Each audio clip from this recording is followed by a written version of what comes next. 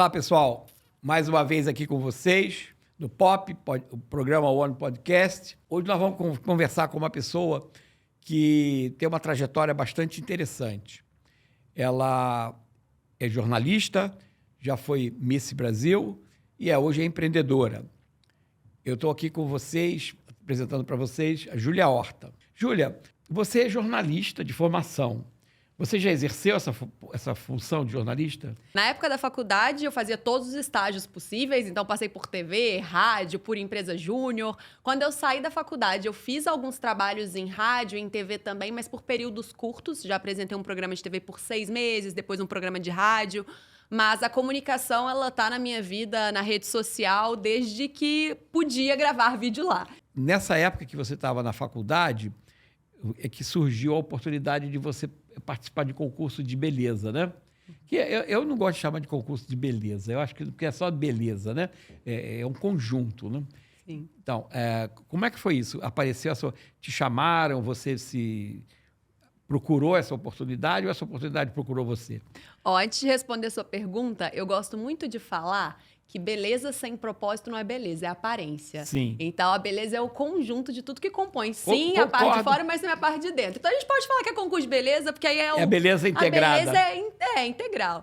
Mas a ideia de participar de concurso de Miss, na minha cabeça, nunca tinha passado, porque era bem isso que você falava.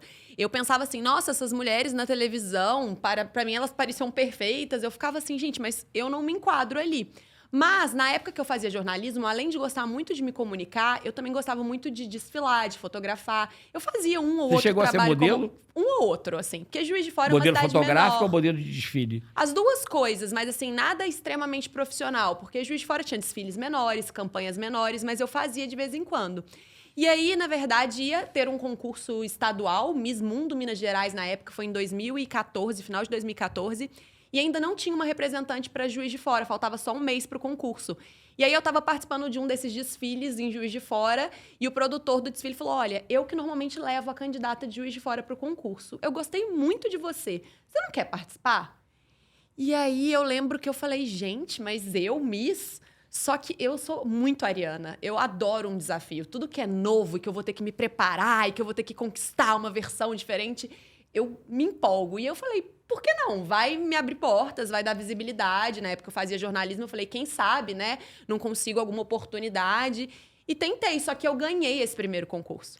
E aí eu comecei uma jornada, porque aí eu fui participar de um concurso nacional, aí eu não ganhei, mas ganhei a oportunidade para um concurso internacional. Aí nunca tinha viajado para fora do país, por conta do Miss, tive essa oportunidade. Então eu vi que realmente era algo que não era só um concurso de beleza, era realmente uma plataforma que podia trazer várias oportunidades. Abrindo portas para você, né? Para outras áreas, né? E foi o que aconteceu, né? Exatamente. Então, você depois que participou desse concurso, foi em 2019, né, que você foi Miss. Isso, é porque eu participei desse primeiro em 2014, aí eu participei de 7 concursos, porque eu ganhei o primeiro, depois perdi 6, só que eu não desistia. Aí em 2019 eu ganhei o maior concurso de beleza do Brasil, que é o Miss Brasil. E aí que eu fui pro Miss Universo. Aonde foi o Miss Universo que você participou? Foi em Atlanta, nos Estados Unidos? Sim. Tá. Bom, tudo bem. Ainda dentro desse tema do Miss, você hoje trabalha como participante da organização, né, do concurso que vai ter do Miss Gran Rio, né? Isso. Fala um pouquinho sobre isso. O que é esse Miss Gran Rio? É diferente do Miss Brasil? Sim. É outra linha? É muito legal você perguntar isso, porque quem não tá nesse universo dos concursos de beleza, às vezes não entende, né? Então, a gente tem os maiores concursos a nível mundial e a gente acaba tendo esses concursos aqui no Brasil também. Então, existe um concurso na Tailândia que é muito grande, que chama Miss Grand International. E aí, no Brasil, a gente tem o Miss Grand Brasil. Aqui no Rio, a gente vai fazer um grande concurso esse ano, que é o Miss Grand Rio de Janeiro. A promessa é justamente voltar com esse glamour dos concursos de beleza, de realmente ser uma plataforma que abre oportunidade para diversas mulheres. E aí, eu tô muito feliz de estar como consultora nesse concurso. Então, eu dou orientações baseadas na minha expertise nesses anos como Miss. E eu fico muito feliz de participar porque foi realmente algo que transformou a minha vida. Então, poder estar participando de algo que eu sei que também pode transformar a vida de outras mulheres é muito especial. E aí eu não me afasto, né? Porque eu não participo mais como Miss, mas estou sempre ali pertinho. E você trabalha com a equipe da El, né? Que é Isso, com Fabrício Granito. Fabrício Granito, Sim. que é o... Ele é o quê? Ele tem a licença desse... Isso. A gente fala que no concurso a gente compra o direito, a licença de organizar esse concurso, de fazer. Então, ele é o diretor do Miss Grand Rio de Janeiro atualmente. E você trabalha na equipe dele. Sim. Qual é o teu papel nesse concurso? Você vai ser o quê? Uma apresentadora? Vai ser orientadora das misses? Das candidatas, né? Sim, inicialmente eu fui contratada como consultora, porque como ele fala, o Fabrício fala muito assim, eu sou um empresário, eu entendo de negócios, então eu enxergo o Miss como uma oportunidade de negócio. Sim. Mas até então eu não entendia de concurso de beleza, apesar de gostar. Então eu entro com essa cabeça do que precisa para fazer um concurso acontecer da melhor forma possível e dar essa orientação. Mas aí depois que eu entrei mesmo na organização, hoje também eu já vou ser apresentadora da grande final, aí entra o meu lado comunicador e também tô nesse contato mais próximo com as meninas, porque eu também dou mentoria para candidatas, né? Então também vou fazer esse acompanhamento com elas. Sim. Você falou um negócio aí, quer dizer, negócio é pleonasmo, mas esse concurso, ou esse evento, ele acaba sendo um grande negócio para muita gente, não é? Não só para quem organiza, mas tem toda essa área de evento, de turismo, quando você tem eventos que envolve muita gente, não é? Muita gente. Emprega muita coisa, ocupa muitas empresas. Então, a logística disso deve ser complicadíssima, né? Trazer essas meninas de todos os lugares para concorrer e também manter isso, porque elas têm que se deslocar, elas têm roupa, elas têm que ter todo um trabalho de maquiagem, de orientação para desfile e tudo mais. Então, isso movimenta muita gente. Acaba sendo um negócio assim, que é uma linha de montagem muito grande, não é? Sim. Então, a El, né, que é do Granito, ela é a organizadora principal do evento, né? Isso. E você faz parte dessa equipe. Muito bacana. E vai ser quando isso? Vai ser em julho? Vai ser em julho, a nossa final é dia 30 de julho, mas as meninas vão vir para o Rio dia 28 para passar 2 dias com a gente fazendo uma série de provas. A gente vai fazer no Vivo Rio. Ah, interessante. Tudo bem. Então, está todo mundo convidado aí Sim, dia 30 de julho, hein, gente? Para esse concurso e assistir a Júlia. Em breve já teremos os ingressos disponíveis. Tá. Então, tá bom. Bom, agora, fora dessa parte de... Bom, então, essa fase tua de participar desses concursos te abriu umas portas, né? Mas você já devia ter essa sementezinha lá do empreendedorismo lá na cabeça, né? Desde o tempo ainda da faculdade. Sim. Fala disso aí. Eu confesso que, assim, quando eu entrei na faculdade de jornalismo, eu tinha o sonho de ser apresentadora de TV. A minha madrinha e irmã da minha mãe, ela é jornalista, trabalhou muitos anos na TV. Então, eu vi as viagens que ela fazia por conta do jornalismo, porque ela já fez programa, por exemplo, para o Globo Repórter. Então, ela viajava para vários lugares legais.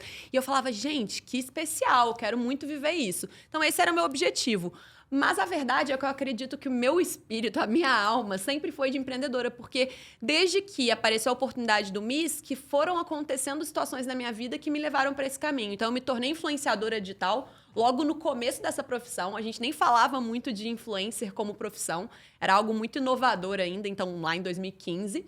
E aí, depois de influenciadora, eu também me tornei infoprodutora, que também é uma profissão nova, que é ser essa pessoa que produz e vende cursos no digital, né? Curso, mentoria. Então, eu hoje também sou professora na minha área, comunicação. Você fala... Exato, isso que eu ia te perguntar. Você dá aula de quê? De comunicação? Isso, de comunicação e desenvolvimento pessoal. Porque aí, ao longo da minha trajetória, eu fui fazendo Quem é teu pós. público? Quem é teu cliente? O meu público é principalmente feminino, então 86% das pessoas que me acompanham são mulheres. Então, eu falo para mulheres. O meu livro, apesar de poder ser lido por qualquer pessoa, também é um livro para mulheres. E são mulheres, mas qualquer mulher, porque eu acredito que tanto comunicação quanto autoconhecimento, qualquer pessoa precisa. Qualquer pessoa, né? É o que a gente usa para as nossas relações humanas. Então, aí eu também me tornei empreendedora nessa área. E aí, além disso, tem o livro. Então, tem várias facetas de Júlia, digamos assim. Uhum. E dentro dessa tua pegada aí de empreendedora, você trabalha muito em cima de quê? mentoria para quê? Que tipo de mentoria que você faz para esse público? Eu tenho 2 tipos de caminhos, assim. Um desses caminhos, as mulheres chegam até mim porque tem a comunicação travada. Então, às vezes, não Então, consegue comunicação posicionar... é o um... primeiro, não consegue posicionar sua voz no digital, não consegue gravar vídeo, não consegue se expressar bem. Então, eu ajudo essas mulheres. Ou então, é uma mulher que quer fazer palestras, porque eu sou palestrante também. Então, eu quero palestrar como você. Aí eu vou e faço esse processo com ela. E, além disso, mulheres que querem desenvolver mais essa questão do empoderamento, da autoestima, de se sentirem seguras, de realmente trilhar um caminho em que elas sabem muito bem que elas são e gostam, né, de quem elas são. Você que gere a tua empresa, você tem alguém, alguma outra empresa que faz a divulgação ou que faz a produção do teu trabalho? Eu mesma, hoje eu tenho como assessora direta, assessora pessoal a minha mãe, que é quem faz a parte de atender os meus clientes, quem chega. E aí eu tenho algumas pessoas no meu time, minha social media, tenho alguém para poder fazer gestão de tráfego, aí já falando mais em níveis de internet, né? Mas a principal mesmo sou eu. Então você também gere, você não só tem o conteúdo, mas também você faz a gestão. Sim. Isso é muito bacana, isso é muito importante. E dentro dessa tua trajetória de empreendedorismo e também voltada para... Eu vou falar um pouco aí dessa parte do empoderamento, né? Eu vi que você tem um livro, você lançou agora, não foi? Sim, lancei no dia 31 de março, meu aniversário de 30 anos. Então, a gente hoje vai fazer uma troca de livros. Vamos, né? Eu também tenho um livro que fala sobre empreendedorismo, né? Que eu falo, inovar em tempo de crise e fora dela também. E eu vou te presentear com esse livro. Eu vou querer trocar esse livro com certeza. você. E o teu é sobre empoderamento feminino, né? Isso. E você tem um título interessante, que é o empoderamento... Começa no autoconhecimento. No autoconhecimento. Você leu o livro O Jeito Harvard de Ser Feliz? Já, é um dos meus livros favoritos, eu amo. Ele te deu alguma inspiração para você escrever esse livro? Com certeza, né? A gente estava até conversando, né, antes da gente começar a gravar sobre os livros que a gente gosta. E esse livro, para mim, quando ele traz a questão da felicidade, fez muito sentido porque eu sempre fui essa pessoa feliz na vida. E eu compreendi a diferença, né, de felicidade e alegria. E quando eu comecei a entender isso, que felicidade é um estado de espírito, a minha vida mudou. Porque não adianta nada você viver uma vida em busca do sucesso para ser feliz, porque, na verdade, o caminho para tal sucesso é a felicidade. E que vem de você se conhecer. Exatamente. Então, então é válido eu achar isso é uma analogia, né? Que o livro O Jeito Harvard de Ser Feliz, ele prega que você precisa ser feliz para ter sucesso. Sim. Você só tem sucesso quando você é feliz.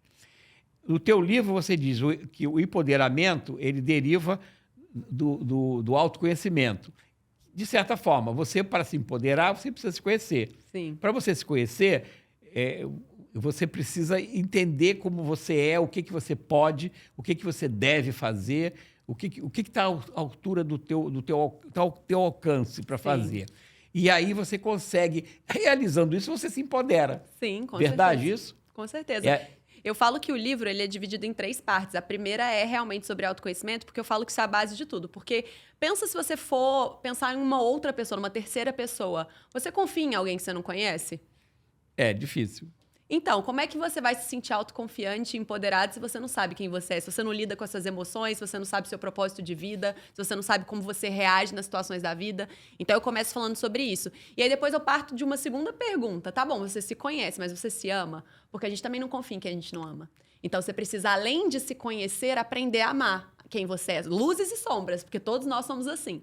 E, por último, a gente não confia em quem não cumpre o que promete. Então, sair desse lugar, muitas vezes, de encarar tudo que me acontece para o que eu faço com o que me acontece. Que aí vem muito dessa questão da autorresponsabilidade. A gente não controla tudo, mas a gente jamais vai perder o controle de como a gente reage diante das situações. Então, para mim, esses são os 3 pilares de você ser uma pessoa confiante na vida e empoderada. Bacana. Ainda falar sobre empoderamento, né? O empoderamento feminino. Isso é uma coisa que está, hoje em dia, essa palavra virou moda, né? Sim. Mas eu acho que esse empoderamento já existe na história há muitos anos. Com certeza. Se você pegar algumas personagens, por exemplo, vou citar assim, Catarina da Rússia. Catarina da Rússia era uma mulher que dirigiu o império. E ela era assim, uma pessoa poderosa, ela tinha capacidade de comando e tudo mais. Joana d'Arc. Joana d'Arc foi uma mulher empoderada, concorda? Com certeza, com Tá certeza. certo? Ela foi para a guerra, ela dirigiu batalhão lá na guerra, né? Exatamente. Morreu na guerra, morreu como heroína. Então, você tem mulheres que foram... Margaret Thatcher, mais recentemente, Com certeza. a própria Rainha Elizabeth, né? Foram mulheres que marcaram a sua época. Por quê? Porque elas tinham autoconhecimento. Elas sabiam do que elas eram capazes. E se gostavam, né? Sim. Se amavam, como você falou, né? E mais ainda, o terceiro pilar, elas agiam. Elas colocavam isso em prática, né? Mas em termos sociais, as mulheres eram proibidas de tudo, né? De dirigir, de votar. Elas conseguiram isso ao longo do tempo. Conseguiram por quê? Porque elas se empoderaram antes. Sim. Então, isso não foi uma coisa concedida, foi conquistada. Conquistada com o quê? Com empoderamento. Com certeza. Por quê? De outras mulheres que vieram antes e lutaram. Eu tenho, dentro da minha família, eu tenho um caso muito interessante, vou falar rapidamente. A minha avó, ela morava no interior de Minas, numa fazenda. Quando ela nasceu, o pai dela prometeu ela para o amigo. Ele tinha uns 30, 40 anos, ela nasceu e o amigo tinha faixa de 30, 40 anos. Então, quando ela nasceu, ela já estava casada com um amigo do meu bisavô. Ele esperou ela menstruar, com 14 anos, casou. Ela teve 5 filhos e ele morreu. Ela pegou os 5 filhos, saiu de Minas e veio para o Rio de Janeiro. Ela disse, eu não quero essa vida para minha... E foram 5 filhas. Ela, com 25 anos, tinha 5 filhas, era viúva, falou, pega todo mundo, vamos embora, vamos sair daqui, vamos para outra cidade, vamos sair daqui, porque eu não quero essa vida para minhas filhas. Isso é uma forma de empoderamento. Sem dúvida, eu fico até emocionada ouvindo essa história. E você pensa, é ainda mais desafiador, né? Porque quando a gente fala de empoderamento, é justamente você dar poder a si mesma. É você não depender da validação, da aprovação de outras pessoas, é você ir lá e fazer. Exatamente. E aí você imagina nesse contexto quanto isso era difícil. Hoje é outro cenário, é mais fácil, Eu estou mas falando de naquela 1800 época... e alguma coisa, Sim, né? é um baita exemplo que a gente tem que olhar e se orgulhar Então, e honrar. Quando as pessoas hoje falam de empoderamento feminino, vem na cabeça minha avó.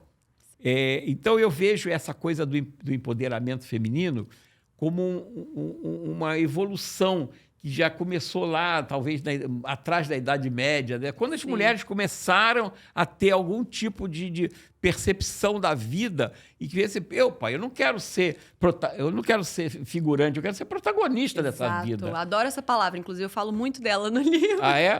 Então não tinha lido teu livro. Tá vendo a sintonia? O protagonismo é essa autoconfiança. Sim. Quer dizer, eu tenho conhecimento, eu sei do meu poder, eu quero ser protagonista, não quero ser figurante. Tá certo? Eu quero ser o objeto, eu quero ser o protagonista da minha história, e não um objeto da minha história. Sim, não, e é muito interessante você falar isso, porque, como você falou, hoje é uma palavra que virou moda. Só que por isso que eu acreditei ser tão importante escrever um livro para falar o que de fato para mim é empoderamento. Porque muitas vezes a gente pensa nessa palavra, a gente fala, ai, uma mulher poderosa, aí você vislumbra um padrão, né, na sua cabeça. Ai, vai ser uma mulher em cima do salto, num cargo de liderança, que é isso, que é aquilo, que dirige tal carro.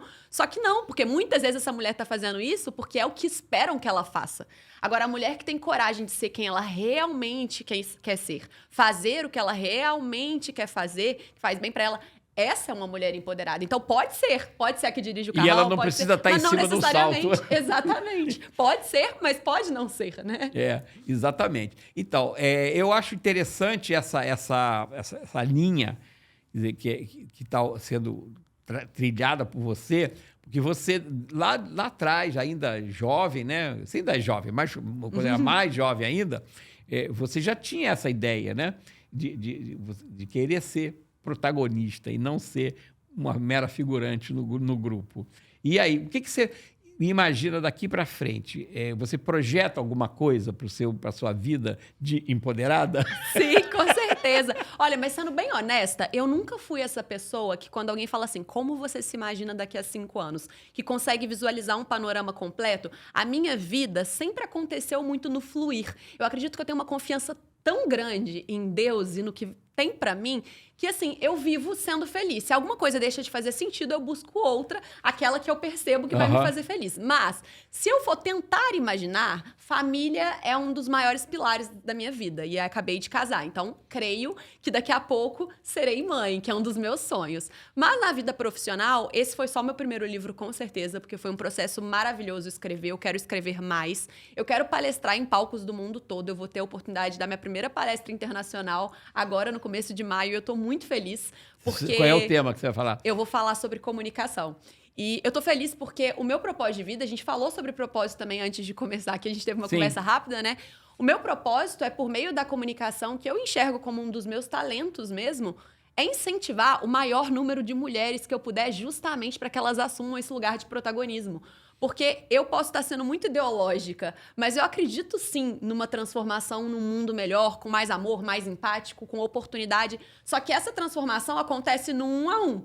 Mas eu vejo assim, nós somos como velas. Então, se a gente se acende, se a gente traz esse brilho... Você consegue acender outras velas e ilumina... Então, esse é meu propósito de vida. Eu quero estar cada vez melhor, me sentindo bem, para poder transmitir isso para as pessoas, para elas também se sentirem e fazerem isso com outras. Essa figura da vela é o propósito, né? Sim, é propósito. Se você puro. é uma vela, o teu propósito é acender outras velas. Exato. E acender dessas outras velas, você consegue iluminar o mundo. Com certeza. Né? Uma figura assim. Então, você falou de propósito, a gente tinha conversado um pouquinho sobre isso, né? E se você não tem um propósito, eu acho que tudo isso não acontece, né? Se você, por exemplo, se você não tem um propósito, você não vai buscar um autoconhecimento e você não vai se empoderar. Sim. Se você não tem um propósito, você não tem essa visão de futuro. Quer dizer, o que eu quero? Eu sempre tive como propósito, eu me considero uma pessoa, eu acho que você também se considera uma pessoa acima da média das pessoas que tiveram oportunidades na vida. Você teve as suas oportunidades e acho que as oportunidades também acontecem. As pessoas, às vezes, não veem a oportunidade e não se apropriam dela. Mas quando você tem... Eu vou voltar depois dessa visão de futuro para falar disso. Mas quando você tem um propósito, por exemplo, o meu propósito, o que eu ganhei na vida em termos de saúde, em termos de conhecimento, em termos de felicidade, eu sinto a necessidade de devolver. De colocar isso de alguma forma, não de cobrar por isso, mas de oferecer isso de volta, devolver, como se fosse um imposto. Estou pagando imposto por tudo aquilo que eu ganhei. Então, o meu imposto qual é? É distribuir isso novamente, é retornar isso à sociedade. Isso aqui que a gente está fazendo é isso, de alguma forma. A gente está levando conhecimento, experiência, vivência para outras pessoas. Quando você escreve um livro, é a mesma coisa. Então, eu acho que isso está dentro do propósito. Aí vamos falar da oportunidade. Eu tinha feito uma pergunta para você, o que você imagina para frente? Você me parece uma pessoa que enxerga oportunidades e se apropria delas. Se te interessa, porque às vezes a oportunidade está ali, mas isso no momento não está me interessando. Pode ser que mais adiante eu queira, mas hoje não. Como é que você age em relação a isso? Por exemplo, uma oportunidade que apareceu foi participar de um concurso. E esse concurso te abriu portas. Então, essa gerou oportunidade de outras coisas. Você está aqui hoje, escreveu um livro, está fazendo palestra. Em função de quê? De que você teve uma exposição, uma divulgação e apareceu. Como é que você vê isso? Você busca essas oportunidades ou você consegue enxergar? E quando você enxerga, como é que você filtra isso para saber eu quero ou não quero? Eu falo que o tempo todo na vida, a gente está aí como comunicadora, né? A gente está comunicando algo. Mesmo se a gente está em silêncio, a gente está gerando uma comunicação. Por quê? A comunicação não é sobre o que eu falo, é sobre o que o outro entende. Então, se o outro está tendo uma percepção sobre mim, mesmo em silêncio, eu estou comunicando. E eu acredito que a partir do momento que você se expõe, como você mesmo falou, a vida inteira eu fui de me expor. Eu nunca tive medo. Então, eu comentei no começo que na faculdade eu fiz todos os estágios possíveis, justamente porque eu não sabia o que eu queria. E aí, se eu ficasse esperando, não, esse estágio é a minha cara para eu fazer, como é que eu ia saber que não era rádio, ou que não era jornal impresso, ou que não era... Não, porque não tinha como eu adivinhar. Então, para mim, até entra um pouco de propósito nisso também, porque tem muita gente que fica, mas eu não sei meu propósito, eu tô desesperada, todo mundo sabe. Tá, mas você está se movimentando? Porque é no movimento que a gente reconhece aquilo que vibra o nosso coração, aquilo que é o caminho.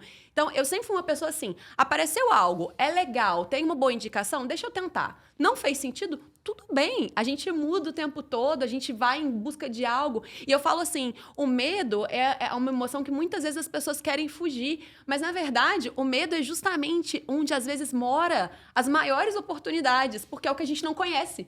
O que a gente já conhece é limitado. Então, assim, eu sou o tipo de pessoa, apareceu uma oportunidade, fez sentido, vou. Apareceu outra oportunidade, fez sentido, vou. E é exatamente dessas oportunidades que às vezes as pessoas acham que é pequena, que, ai, mas eu vou lá, tô com preguiça, não faz sentido, que às vezes vêm as maiores. Então, eu sou de me expor, de falar mesmo, de comunicar o que eu acredito, de conhecer pessoas novas, conhecer lugares novos, porque para mim é assim que a vida acontece.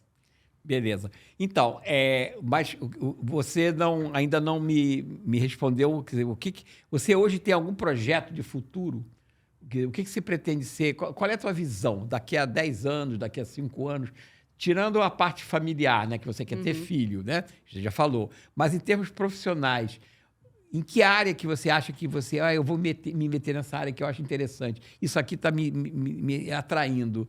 Tem alguma coisa que você já está começando a projetar? Olha, eu vou te falar que se eu fosse falar assim, Sem dar spoiler. uma visão apaixonada de futuro, tá? Se eu pensasse assim, onde eu vou estar? Um sonho muito grande. Eu me imagino num estádio lotado de gente e falando para essas pessoas. Esse seria a realização da minha vida. Para chegar lá, o que eu vou fazer? Construir, caminho por caminho, aluna de mentoria por mentoria, transformar cada pessoa que confiou em mim. Que ela se comunique melhor, que ela destrave, que ela se conheça e que com isso mais pessoas vão chegando. Escrever mais livros, eu não quero dar spoiler do título do próximo, mas já vai ser um livro mais voltado para comunicação. E além disso, continuar meu trabalho nas redes sociais, porque hoje a gente tem plataformas que a gente consegue chegar em pessoas que antes não era possível. Sim. Então, eu me aproprio disso. Então, criar cada vez mais conteúdo, tanto no online quanto no offline, porque eu também amo pessoas, então não consigo ficar só no online. Mas tanto no online quanto no offline. E desenvolver esses projetos de educação mesmo, porque eu tenho pai, mãe, professores, e para mim a educação é o caminho, é o que transforma. Então, eu quero cada vez mais conseguir ajudar mais pessoas através do meu conhecimento, compartilhando, como você falou, devolvendo. E se Deus quiser, um dia ter um impacto aí para milhões de pessoas, né? Tá. Agora, voltando para o Miss Gran Rio, Sim. Você faz a parte também de orientação dessas misses para elas falarem lá no... Porque elas, antigamente, eu me lembro, tem a minha estrada já é maior que a tua, já há alguns quilômetros, né? Então, por exemplo, eu lembro de misses... a primeira Miss Brasil que ficou famosa foi a Marta Rocha. Sim, Isso foi em 1954. 54, acho que nem sua mãe era nascida, mas eu já era nascido. Em 54 eu já tinha o quê? Eu nasci em 41, eu já tinha 13 anos, né? Então, 13 anos, eu me lembro do concurso de Marta Rocha, né? Naquela época, o concurso era medidas, né? Era físico, né? A pessoa chega lá, ela perdeu por 2 polegadas. Não precisava abrir a boca, tinha só que ter um corpo dentro de um padrão, que eu não sei quem foi que criou esse padrão, né? Porque se tivesse sido Renoir, tinha que ter uma barriguinha, né? Não é? Renoir só pintava uma mulher gorducha. O padrão naquela época era outro. Então, alguém pintou um padrão, criou um padrão que tinha que se enquadrar. E a Marta Rocha perdeu porque ela não tinha, sei lá, 2 polegadas a mais ou a menos. Depois teve uma outra Miss que foi famosa, que foi a Ieda Maria Vargas, gaúcha. Sim. Essa chegou a ser Miss Universo, né? Ela ganhou. Talvez os padrões na época já tinham sido mudados e ela estava enquadrada. Mas eu me lembro que as Misses, por exemplo, o negócio que eu achava assim, quase que era um estereótipo de Miss, a Miss chegava lá e falava assim, eu li O Pequeno Príncipe, eu li... Então... E eu fico até triste, porque Pequeno Príncipe é um livro tão bom, gente. Então, e aí ele ficou nesse lugar... Exato. Eu amo o Pequeno Príncipe. Não, o Pequeno Príncipe é uma fábula. Mas eu nem posso falar como Miss, se eu falar que é um dos meus livros favoritos, entendeu? Porque ela é Miss. É livro de Miss. Virou livro de Miss, virou meme, né? Livro de Miss. Mas hoje, eu vejo que...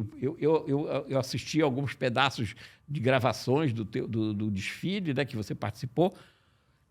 Hoje tem que ser quase que uma multifuncional lá para ser uma Miss, né? Ela tem que ser elegante. Não é só o hardware, ela tem que ter um software. Com certeza. Tá certo? Não é só a beleza, não é só o hardware, é o software também, né? O conteúdo dela, né? E você, se não me engano, você teve uma premiação como a Miss mais simpática ou a Miss mais comunicativa, não foi? Sim. Na verdade, eu ganhei várias provas no meu concurso. Eu ganhei a prova de Miss Popularidade, a Miss Influenciadora, o melhor discurso e a Miss eleita pelas próprias candidatas.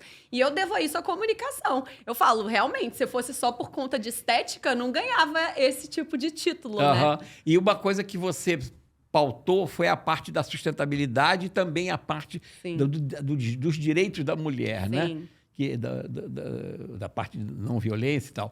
Falar em sustentabilidade, voltando aqui no Miss Gran Rio, eu achei interessante que nesse concurso uma das coisas é essa coisa da sustentabilidade, né? Sim. De ter roupas, cenários, tudo de uma forma sustentável. Fala um pouquinho disso aí. Isso é uma plataforma da AEL que criou isso, né? Foi uma ideia do Fabrício, sim. E, na verdade, genial, né? Porque sustentabilidade é algo urgente, então nada melhor do que usar, como eu falei, é uma grande plataforma, um concurso de beleza. Então, vamos dar o exemplo? Então, o Fabrício, ele contratou uma consultoria chamada Ecaplan, que vai orientar para que a gente faça tudo dentro dos padrões para cumprir as normas de sustentabilidade. Então, vai ter retorno de todo o transporte das pessoas que vão até o evento, desse retorno desse gás carbônico emitido, vai ter toda essa questão de pensar no cenário que tem que ser reutilizável, no que as candidatas vão estar consumindo ali. Vai ter toda uma preocupação para que, de fato, seja um concurso sustentável. E não só o concurso, mas que seja também uma pauta que a nossa candidata que ganhar leve para o concurso nacional e, se nosso Rio de Janeiro vencer o nacional, para o mundo, né? Para a gente falar mais sobre isso. Se depender de você, a Miss que for escolhida no Rio de Janeiro vai ser uma Miss extremamente comunicativa. Se Deus quiser. E vai representar bem o Estado. Obrigada.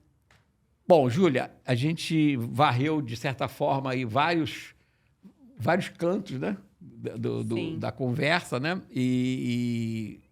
Mas foi interessante, porque mostrou... Eu não quis trazer você aqui porque você foi uma Miss. Eu quis trazer você aqui porque você é uma mulher que tem um conteúdo, que tem um propósito de vida, que tem tá colocando alguma coisa, devolvendo para a sociedade alguma coisa de uma forma muito bacana, né? E eu te desejo muito sucesso. Obrigada. Eu espero que você trilhe um caminho aí que a sua vela acenda muitas e que você consiga um dia chegar num estádio lotado e ser aplaudida e ovacionada, porque o teu discurso foi um discurso tocante, marcante, penetrante, importante.